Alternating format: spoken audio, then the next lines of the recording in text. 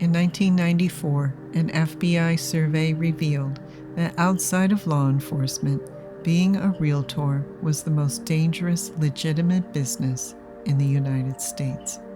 Agents were frequently robbed, assaulted, and even killed. They worked alone. They were accessible to many types of people, making them easy targets. In 2017, statistics showed that 48 real estate professionals died on the job. In 2018, 9% of agents had been attacked or threatened at work. 5% used a gun for protection, and another 5% used smartphone apps to stay safe. 41% of female agents feared for their lives.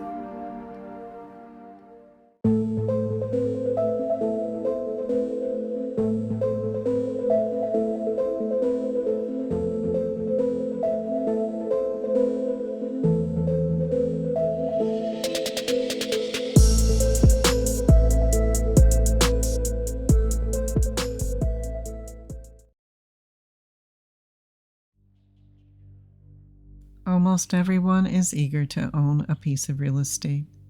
Even more eager are the agents listing properties for their clients. It's a highly competitive occupation, with agents aiming to become million-dollar sellers. But with these lofty goals comes a risk. A stranger calls and asks to see a home. The agent schedules the appointment, unlocks the door, and sometimes welcomes danger inside. Deadly encounters may then ensue. Here we've put together some cases that few of us have heard of, but these cases clearly outline just how dangerous this occupation can be. In April of 1978, Carla Hickman, a Tulsa, Oklahoma realtor, met a client at a vacant home. Once inside, the client sexually assaulted and stabbed Hickman to death. In 1983, 35-year-old John Matson of Phoenix, Arizona, met a client at a remote desert site. The next morning, a search for Matson took place, but he was nowhere to be found. Several weeks later, his body was discovered in a shallow desert grave. He had been shot to death. His money, expensive jewelry, and car were missing. In December of 1993, 57-year-old realtor Lynn McCoy of Baltimore, Maryland, was found stuffed in an upstairs bedroom closet. She had been bludgeoned to death with an antique clothes iron that had been a decorative piece in the home she was showing. Her body was discovered by the homeowners an hour later. The assailant was found driving McCoy's car with her purse and credit cards in his possession. In 2008, BC realtor Lindsay Buziak was just 24 years old. She received 2 phone calls to see properties in the $1 million range. Lindsay told co-workers that something about the calls gave her a bad feeling. She was later found stabbed to death in a vacant home located in the Garden Head neighborhood of Saanich. In April of 2011, 27-year-old realtor Ashley Oakland scheduled an appointment to show a client a model townhouse in Des Moines, Iowa. Sometime after 2 p.m., she was found in a pool of blood. Ashley had been shot twice. She later died from her wounds. This is Ramona Bantelfe. She was one of the lucky ones. She was able to escape her attacker. This is her account of what happened on June 21, 1992, when she met a client at a vacant home. Didn't disguise himself. He seemed normal, like a regular person who would be looking to buy a house. Punched me, jumped on me, pulled my hands behind my back, said, "Don't scream, I have a knife," and tied me. Hands. The man whom Ramona described to police for this composite sketch raped her, then pushed her down the stairs, shoved her into the trunk of his car, and started driving. Somehow, she got her hands free. Ramona kept working on that trunk lock. She was able to pop the trunk and get it open enough to recognize but she was here on Route 16 in Delavan. And when the car slowed down for those speed limit signs, she jumped out of the trunk and ran. I flew out. I didn't care about the asphalt, about scuffing myself up, because it certainly couldn't be any worse than what I had already just been through. Ramona found help in this trailer park, and by the next day, the suspect's image and a description of his car were printed and broadcast across the area. Acting on tips, police arrested 30-year-old David Graychick. He had a prior conviction for obscene phone calls and breaking into a Lancaster home to steal women's underwear. He was also a state prison guard. Now that we're familiar with the dangers that these highly successful agents can encounter, let's take a look at the murders of Sherry Lewis and Charlotte Fimiano. These two career women from the 1990s were mysteriously killed under similar circumstances. At the time, authorities thought the two cases may have been connected. Could they be? Or were authorities just grasping at straws in an attempt to solve two grisly cold cases? This is Sherry Lewis. She had just celebrated her 30th birthday 3 months before she was murdered. The Decatur, Illinois realtor was described as a super sharp young lady, a real professional, and a hard worker who had a great career ahead of her. On August 8, 1994, Sherry drove out to meet a man who made an appointment by phone. The property, located on Finch Drive on the northeast side of Decatur, was Sherry's listing. The home sat at the end of the street, and Sherry had advertised it as a darling dollhouse in a park-like setting. When the call came in, Sherry reacted quickly. The home had been on the market for 3 months and had just recently become vacant. Sherry was eager to make a sale. She didn't check the background of the man who contacted her or collect information that would have confirmed his identity. When Sherry entered the house at 1 p.m., the battle for her life began. The Macon County Sheriff's Department and the coroner reported that Sherry fought bravely with her attacker. Ultimately, he strangled her with his bare hands. Her head was bloodied and her body battered during the struggle, which ended with her dead on the kitchen floor. She had not been sexually assaulted. Sherry had planned to meet up with her identical twin sister Terry at a Decatur street fair. When she didn't show up or answer her calls, Terry began to worry. She remembers that night as if it were yesterday. I remember walking outside my mother's house.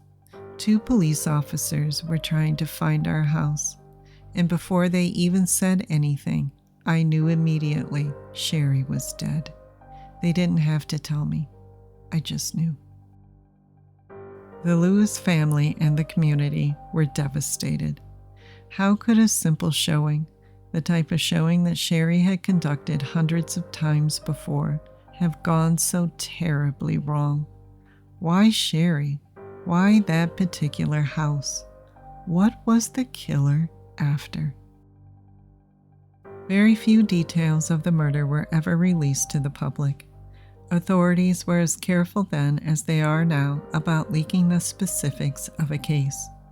Most of the information has come to light through interviews with family and those close to Sherry. Here are just a few pieces of this puzzling case.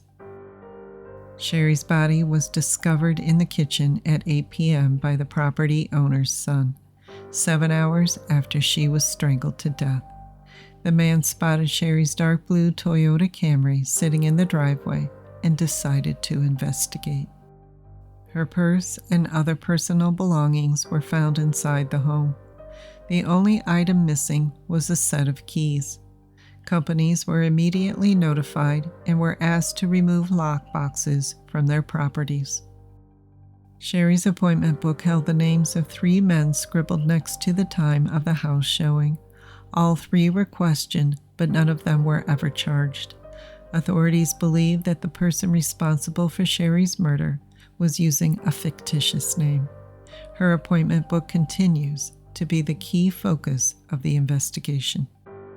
Several years ago, authorities told Sherry's family that they had a suspect in the murder who was incarcerated on other charges. The man was never charged with Sherry's murder, and her family doesn't believe he's responsible. The Lewis family stated that Sherry had just purchased a house and moved in just days before her murder.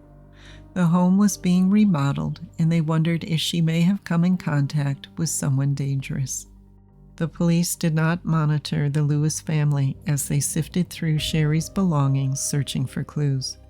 Her family began to wonder if local authorities could handle a case of this magnitude. Sherry's twin, Terry, had this to say. She told me she had shown houses to people before that were kind of strange. I always told her to get a gun, but she didn't want to spend the money for it. Everything was going great for her. She got the things that were making her happy. She was doing really good in real estate. She was fighting because she didn't want to die. Terry believes she knows who's responsible for her sister's murder. And it really scares me that he's still out on the streets because he's violent. He's very violent, and he's an opportunist. And if he sees an opportunity, he will take it. Just 3 years later, another real estate agent would meet the same fate as Sherry Lewis in an eerily similar way. This is Charlotte Fimiano. On Thursday, September 11, 1997, Fimiano came here to Chelsea Lane in Lower Saucon Township for what seemed to be another run-of-the-mill showing. The beautiful home was located 90 minutes north of Philadelphia, Pennsylvania. It was described as a hidden retreat nestled on a 3.6-acre wooded lot with fabulous views. The listing price for the 2147 Chelsea Lane home was $259,000. When 40-year-old Charlotte received a call from a prospective buyer for the beautiful estate, she never hesitated. The commission would have been over $15,000 for the aggressive, hard-working agent. Unfortunately, Fimiano never wrote the client's name down or did a background check. Instead, she drove over to the vacant home to meet the buyer at 1 p.m. The buyer never showed, so Charlotte decided to head back to her office. Co-workers remembered that she promptly received a call upon her return. They presumed it was from the same client. Charlotte left once more for the home on Chelsea Lane. This was the last time she was seen alive. As the hour grew late, Charlotte's daughter, Christy Mendez, became concerned when her mother hadn't come home. She immediately called her stepfather, Christian, to let him know. A phone call to authorities was placed just before 12 a.m. to report Charlotte missing. In the early morning hours of Friday, September 12, Christy and Christian spoke with a Weikert real estate company that Charlotte worked for. They were able to get the address of her last known appointment, and Christian phoned authorities at 7 a.m. and asked them to check the house. Christy and her boyfriend drove over to the secluded estate. As they drove down the private lane where only 3 homes had been tucked into the picturesque hills of Pennsylvania, they spotted Charlotte's car in the estate's driveway. Authorities were already at the scene and prevented Charlotte's daughter from entering the home. At 7:10 a.m., Charlotte's body was discovered inside the home, surrounded by a pool of blood. She had been strangled and shot twice in the head. The location of the body inside the home was never revealed. Charlotte's personal items were also found inside the residence. No weapon was recovered. Northampton County District Attorney John Morganelli said she died of a gunshot wound to the head and ligature strangulation, which meant that some type of rope or wire was used. Morganelli said, "I walked in. It wasn't a pretty sight. I got out." A look into Charlotte's personal life proved that this wasn't the first time the Fimianos had been victims of a violent crime. In 1990, Christian Fimiano had a gun pointed at him not far from their home on South 14th Street in Easton, where the couple lived until 5 weeks before Charlotte's murder. Police said a man pointed a loaded gun at Christian and pulled the trigger, but it misfired. The Fimianos had recently built a home in Bethlehem Township to escape crime and had just begun to settle in. Analysis of hair, clothing, carpet fibers, and body fluids from the Chelsea Lane crime scene were kept confidential. Charlotte's personal papers and calendars were scrutinized to try and determine whether the killer was a stranger or someone she knew. Local police contacted Decatur authorities about the unsolved case of Sherry Lewis. The details of Lewis's murder seemed oddly familiar to the Pennsylvania investigators. Lewis and Fimiano looked similar in appearance. Each received 2 phone calls from their clients before the showings. Both were murdered in vacant homes. Neither one had been sexually assaulted or robbed. Both were strangled. Both had just purchased new homes. Both appointments were scheduled at 1 p.m. While there has been no confirmation of a link between the murders of Sherry Lewis and Charlotte Fimiano, the hunt for their killer or killers continues. Today, there are many safeguards for real estate professionals. Apps for smartphones include Forewarn. This app allows agents to do instant background checks on prospective clients. Real Safe Agent lets agents know if a prospect is using a prepaid phone, as well as other key information that could indicate a red flag. Safe Showings captures facial images of prospects and collects geolocation info from your phone. Even though agents rely on modern technology to stay safe, there is always a chance that those devices won't be enough. Remote locations and vacant homes will always pose a threat. Agents at open houses will always stay near a door should they need to escape. There is no agent that doesn't have a story to tell about a close call. Every professional knows the dangers of this occupation. If you have any information about the murder of Sherry Lewis, please contact the Decatur, Illinois Police Department at 217-424-2711. If you have any information about the murder of Charlotte Fimiano, please contact the Lower Saucon Police Department at 610-330-2200. Thank you for tuning in today. If you like our videos and would like to help our channel grow, please consider sharing this video with a friend. Also, if you aren't already subscribed to EOJ, please consider doing so. It's completely free and it's the best way to stay in the loop about our channel and get notified when videos will be uploaded. As always, stay well and be safe.